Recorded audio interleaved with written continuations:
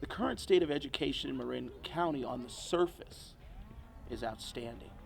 You have several schools where I live in Novato that are really performing well, but you also have the schools that are not performing well. And I find that troubling because there's way too many resources in this community for kids not to be able to have quality programming, for all schools not to have kids reading by the third grade. I think all statistics show that if students are reading at the third grade level, at grade level, their life for success is enhanced. And I find it really a problem that you see all this beauty and the wealth around us, and it seems that kids who come from troubled homes, troubled backgrounds, and the children that we as a society of educators know need more attention. We as educators can identify by third grade the kids that are going to go through the academic process without a problem. We can also identify the kids by third grade who are not. Marin County, with its sprawling natural beauty and unique composition as both a rural and urban setting, it's consistently ranked the healthiest and wealthiest county in California. There are many public institutions that residents have access to. Among them, Marin's education system is regarded as widely successful. While these high-quality schools serve much of the population well, beyond the surface, there are still many students in Marin who are prevented, by one factor or another, from reaching their full educational potential.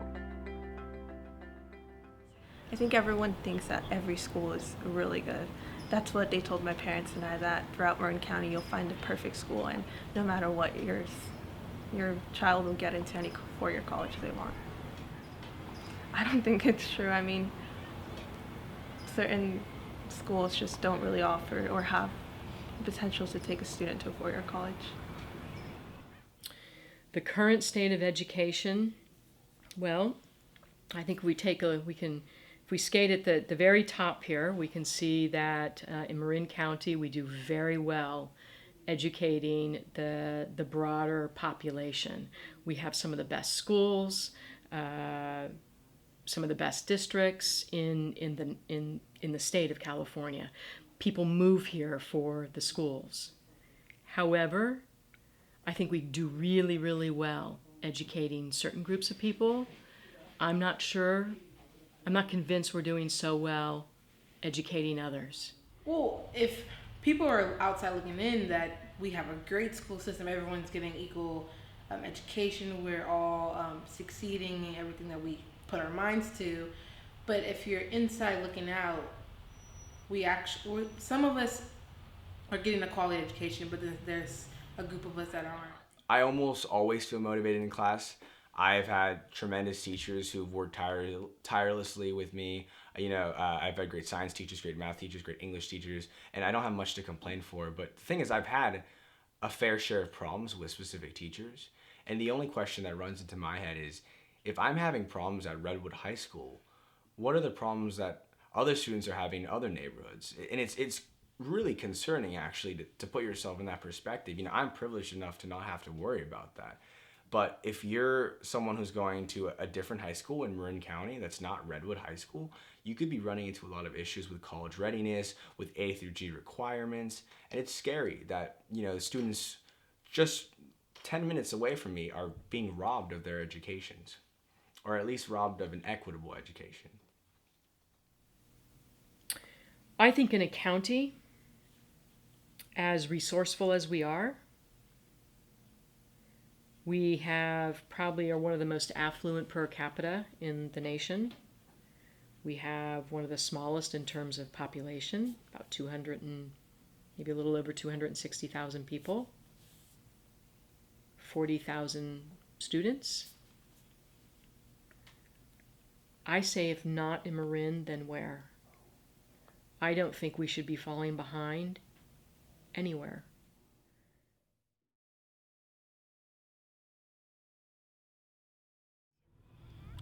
Well, the graduation rates for the different socioeconomic groups, whether they be white, Latino, black, Asian, let's just start with that group. I remember the first time I even heard about the disparity. I was shocked at the Latino graduation rate in high school. In 2001, I was teaching in Alameda, and there was an article published. Whites graduate from high school at that time at 93%. Blacks were graduating at 77%, and Latinos were graduating at 50% from high school. I was shocked. I was a teacher. I'd been teaching for about 6 years, and I didn't have any idea that that was a huge disparity. Now, why is that? In Marin, most students graduate from high school. So overall, the graduation rate in Marin is about 90%. But the rate for students of color is about 10% lower than that. Latino students are 83% and African Americans are 80%. And only 67% of English language learners graduate. The rate for socioeconomically disadvantaged students is about 80%. The suspension and graduation rates have been a serious issue, at least in my educational experience, since 1996, when I became a teacher. That was one of the first things they've talked about. So if I consider on an interview saying that in 1996 they were talking about these issues, we're talking almost 20 years ago, we're still talking about why black and brown students are suspended at a higher rate than other students.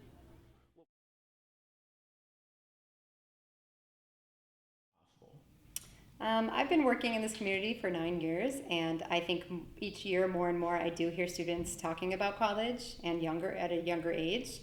Bahia Vista School many years ago started to be part of a network called No Excuses University, which really advocated for students to start talking about college at an early age, talking about different types of colleges, the mascot, each classroom had a mascot, and college adopt their classroom, talking about what you might want to be when you grow up. So I do think that is in the minds of our students and their parents more and more.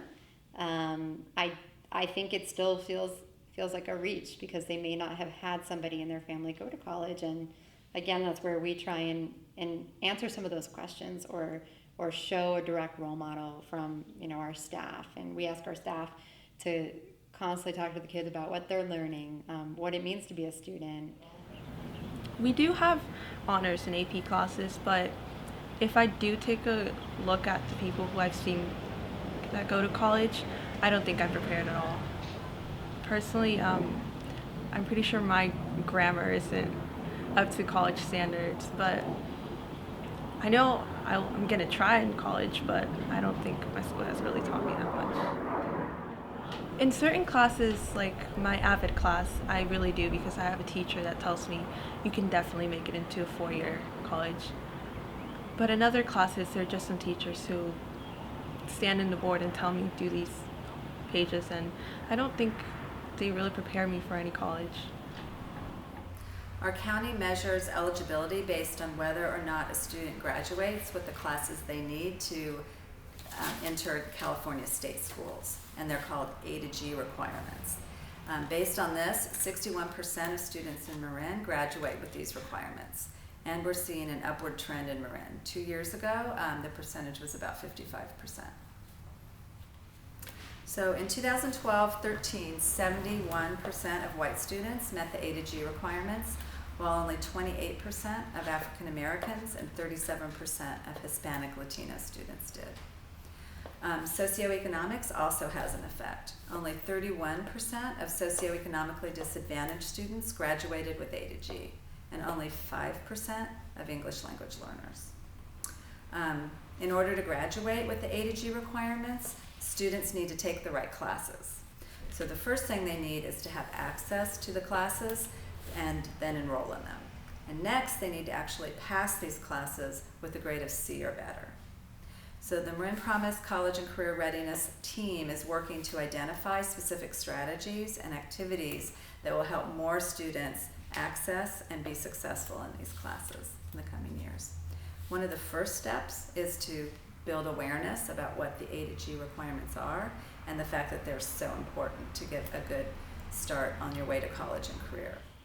So what we're experiencing here in Marin is pretty much what the nation, it's across the board throughout the state and throughout the nation.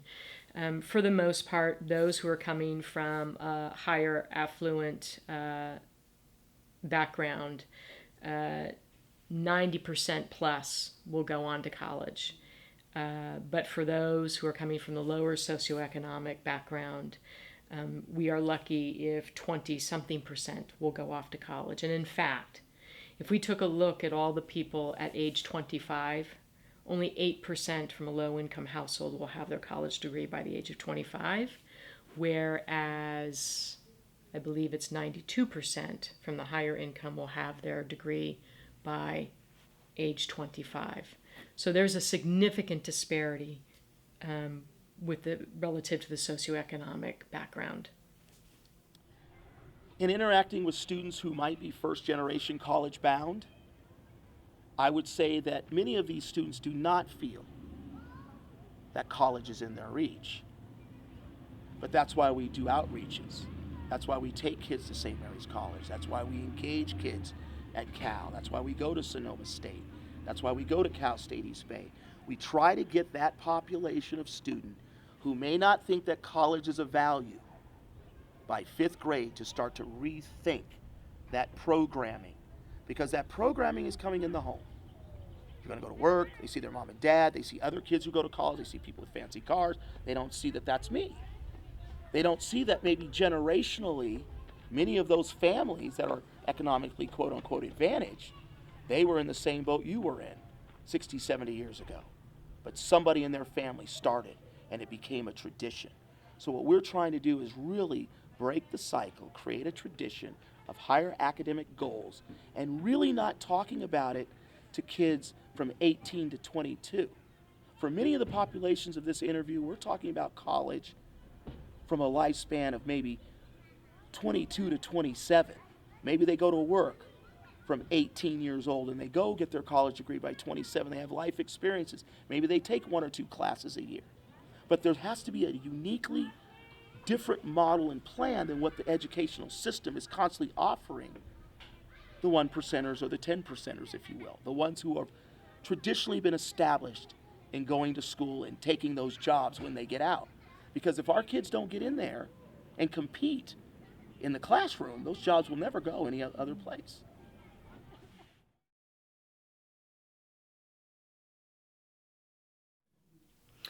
I guess over the last 16 years, what I have watched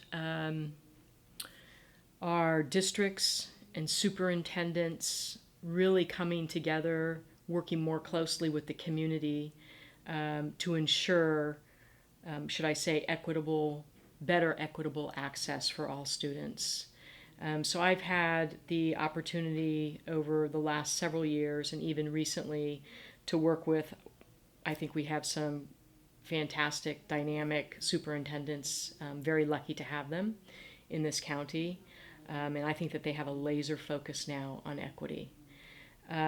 It's needed to change. Several years ago, back in 2003, one of the things that 10,000 Degrees did is we launched the first ever educational equity campaign in Marin. And the reason why we did that is we were taking a look at some data.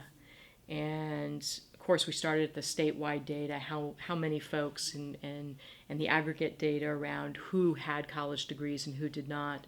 And that brought us then closer to home to take a look at who had college degrees here in the county. And we started to notice some significant disparities between people who were coming from more white and affluent backgrounds and comparing that to people who were coming from communities of color and maybe did not come from the same socioeconomic background. Then we went even a little deeper and we took a look at those students who had access to the basic college readiness curriculum in this county. In California, we refer to that as the A through G requirements, right? And what we saw several years ago is that there was a huge disparity between white students and students coming from the higher socioeconomic bracket as compared to their counterparts coming from communities of color and students who were coming from lower income households. There was a significant disparity, and that's why we founded the Educational Equity Campaign, which was all about sharing data, learning from others around strategies that could really close those educational gaps, and also to inspire other students and families to get involved. This is when we, again, back to the disparities, we take a look at those A through G requirements. we're seeing mainly white, more affluent students take those courses and succeed in those courses with a C or better. But when we take a look at students coming from communities of color or students coming from lower income households, they're not taking those courses at the same rate.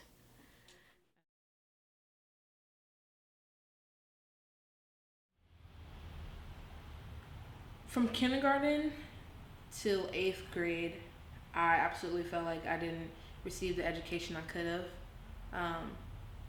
Just because I lived in Marin City, they expected us to be less, so we were less. But now that I have a different perspective and I go to school with a different group of kids, I'm expected to be a certain way. And I'm glad I got the opportunity to experience, one, not a different culture, and two, just how much academic is thrown at me, and I can actually handle it. And the difference I would have to say between middle school and high school for me is that the culture difference, because I'm like one of the 6 maybe black students on the whole campus at Marin Catholic, and compared to middle school and elementary school, it was all black kids. Race and ethnicity play into the challenges students face in Marin County. If you're a minority student and you're in a classroom where people may not speak your language, you may not have a social group. Therefore, if you don't have a social group, you start to feel outside of the mainstream. And I think it's very important. It does not mean that you have lots of kids who are pushing other kids away. But if we're not creating programs to help people understand culture and the differences within culture and how we communicate, it becomes very difficult for those students, especially in an environment where they're not being taught by people that are like them, that look like them. You know, we have a lot of issues today about women in the classroom, women in the workforce, women everywhere, having opportunities.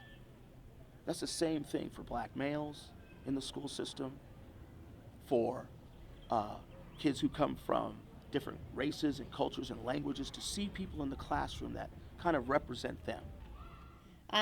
Most of our students are English language learners, about 97%, and I think we help support the students and give them the extra support they need to be able to learn successfully in school, and a lot of that is by providing positive role models. So a lot of our staff are from the community, were in the program themselves, are in college, community college or 4-year college.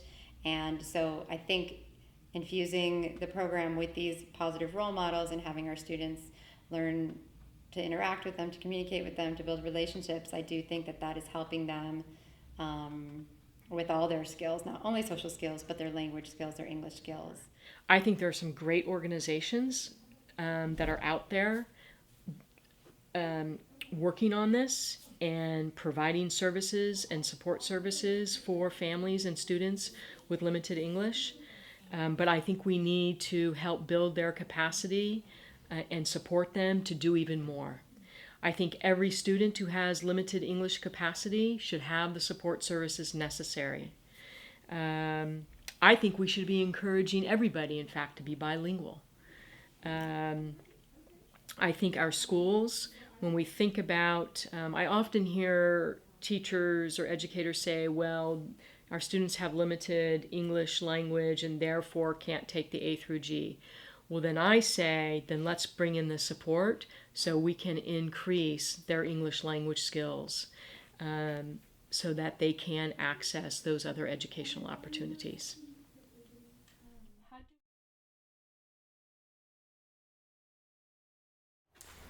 If you look over the last 10 years in Marin, the performance between economically disadvantaged and economically advantaged students, the gaps have decreased about 7% over 10 years, which is slight. It's not bad. We're making some progress, but there's a lot of leaders in Marin County, including Marin Promise, who believe that we can do better, that we can actually close those gaps completely in Marin County if we work together differently. Coming from a background of poverty affects our students in many different levels, on many different levels. Often there's a lot of stress going on at home, and they may have trouble concentrating. Many of their families may be undocumented. There may not be enough food on the table, and so it's hard to kind of sit down and focus on homework. A lot of our families live doubled up, and they may be sharing their apartment, a 2-bedroom apartment with multiple families. They may even have somebody sleeping on their couch, and so there is a sense of stress, chronic stress that the kids live with. And so our program tries to provide that space for the kids so they can learn, so they can be successful. A lot of the parents work many jobs, often in the service industry, and to meet the monthly needs. And they want the best. They want their best for their children, and for them to excel academically. Often it's hard for them to meet all the needs that their children have. And a lot of the families may not have had someone go to college or go to high school. And so navigating those waters in the United States, when you may not speak the language or may not know how to navigate the different systems within that it takes to kind of get your kids on that track, it can be very, very stressful and very hard. Students who come from poverty are affected in ways of self-esteem, especially in a capitalistic society that we see every day that defines us by what we have and where we live. If you don't have the right clothes, or you don't have the right home, or you don't have the right car, kids immediately internalize that as somehow that they are bad. And that's a problem. How do you affect change in a child who comes from poverty? One of the greatest questions that we have in education.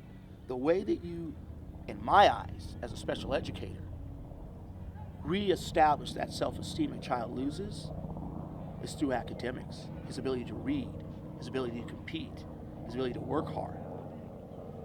For our students coming from low-income households, students of color, they're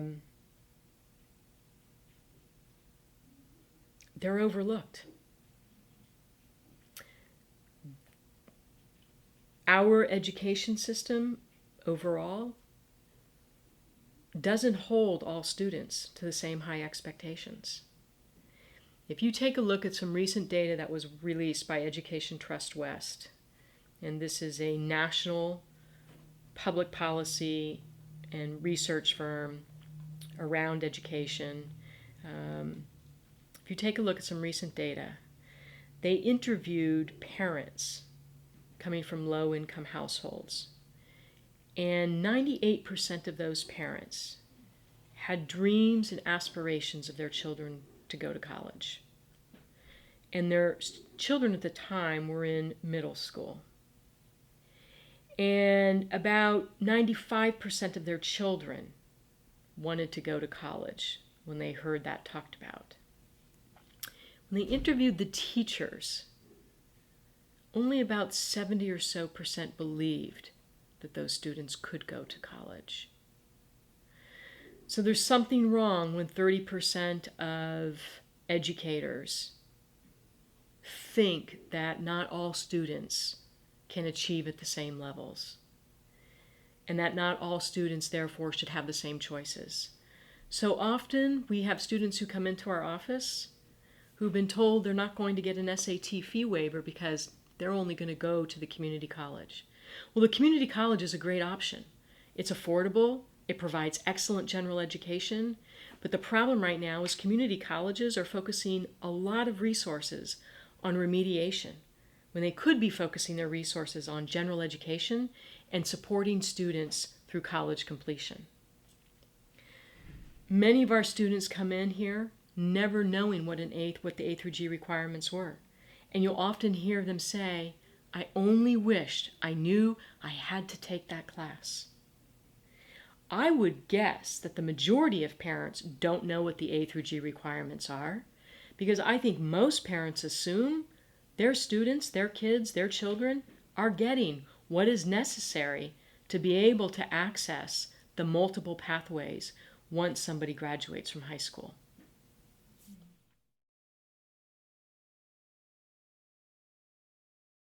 I think that the resources allocated to schools within the county are different, and maybe there could be more partnership amongst communities that have more resources, that are more affluent, and more kind of trying to bridge that gap. Maybe learning some best practices from those schools.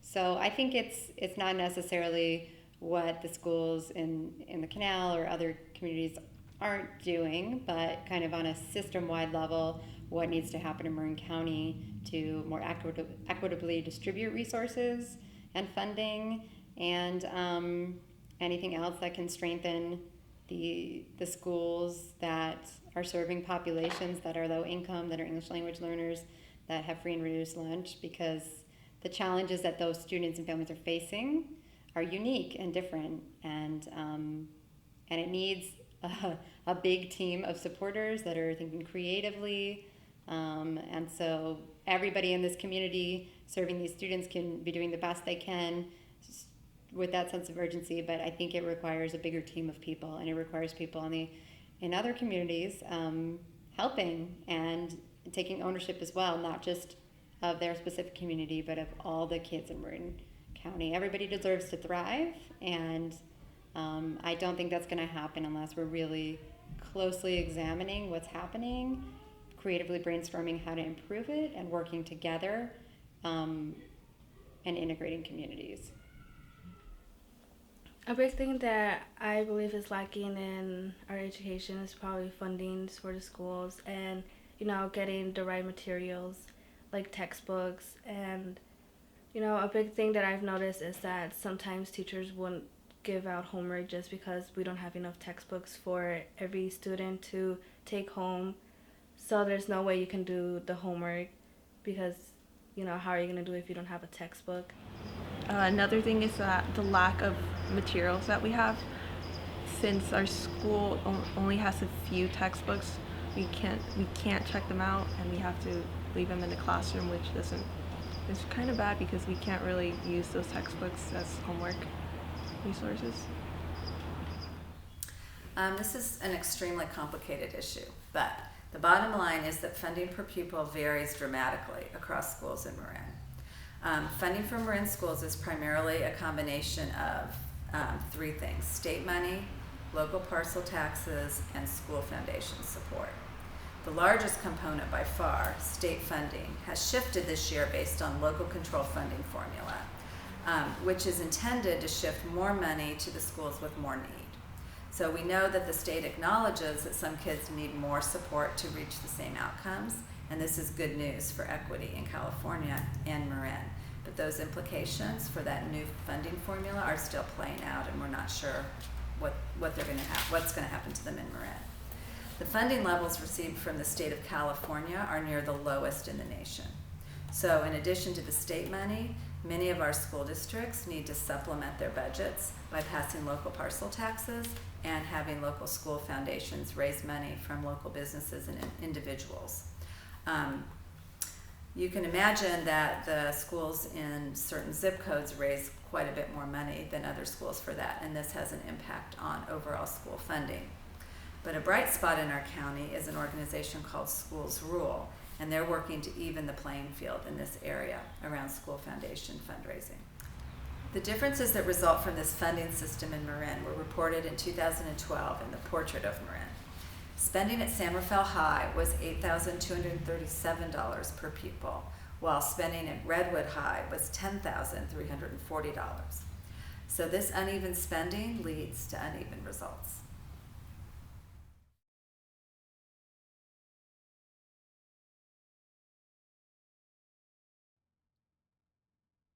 Whereas Marin schools are providing most students with a quality education, the statistics show that there is room for improvement, and more can be done to support less privileged students. We can see the foundations in place. We're ready for change. Now is the time to look ahead, come together, and step forward to empower future generations. I'm so passionate about education because I believe it is what opens the door to opportunity for everyone. And without education, your opportunities are extremely limited. I think education, or should I say the education gap, is the single biggest contributor right now to the growing income inequality in this country. It is the single biggest contributor to the growing poverty rate. California has the highest poverty rate in the state, in the nation right now.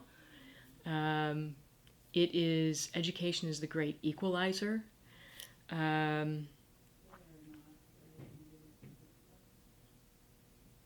It is what gives everybody opportunity. And again, I think breaking down some of those barriers or those walls that exist, and realizing that, you know, whether it's the canal or the rest of San Rafael or Mill Valley or Tiburon or Novato, we're all part of the same community. And in order for Marin to thrive, all of the students need to be getting, or all of the children need to be getting the services and the help that they need. So it's not enough to just have certain students getting that. It needs to be universal. There's a lot I like to see forward for education equity. First of all, the teachers and all around the school system. I think there should be equal pay, and there should be somewhat of a background knowledge that each teacher should have if they're teaching a certain class. Also, materials enough, such as AP textbooks or SAT textbooks that any student throughout the school can get. The actions I would like to see engaged that would bring educational equity would be at the teacher position. There are no black male teachers in Marin County in Nevada that I know of. How are you preparing students for a global economy if they're not dealing and engaging people that are different than themselves? Part of the whole mission of where I went to school was to try to engage and reach out and create unique cultural differences. But in Nevada, there is not one black male certificated teacher. Not one with a credential with a full contract. So I do my part. I go in after school and I try to do what I can do, because I think it's important for kids to get an image of a black male different than what they're seeing on TV every day. And that does bother me. That every day, especially when I walk in, I see in their eyes every day, because all they see is me on TV. They don't see me in the flesh. And that bothers me.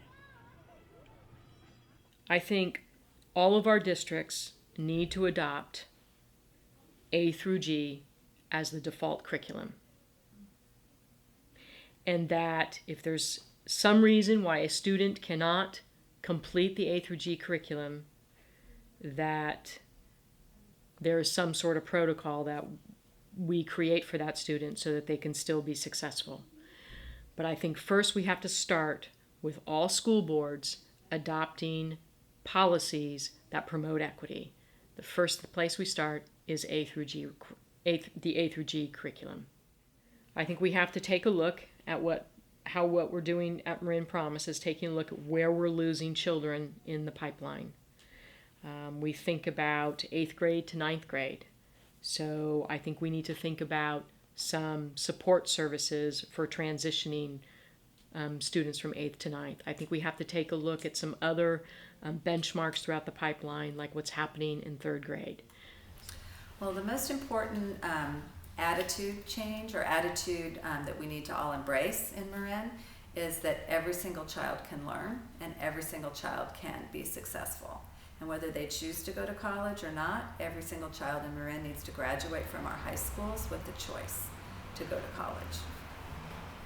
I do. I think it requires a cultural mindset here to believe that all students can succeed, to believe that all students have the right to have the same choices, to believe that all students have the right to support services to help them succeed. I don't believe that our policies support that right now, or else we would not have the inequities supported by the data that we've been looking at that show the glaring disparities between those who are coming from an affluent household and those who are not. So I think a big shift is required here. It definitely needs a lot of work from outside because it's been so many outsiders talking about it. So now we need outsiders to actually come in and actually help out. Because once our community is on board, everyone else should be on board as well.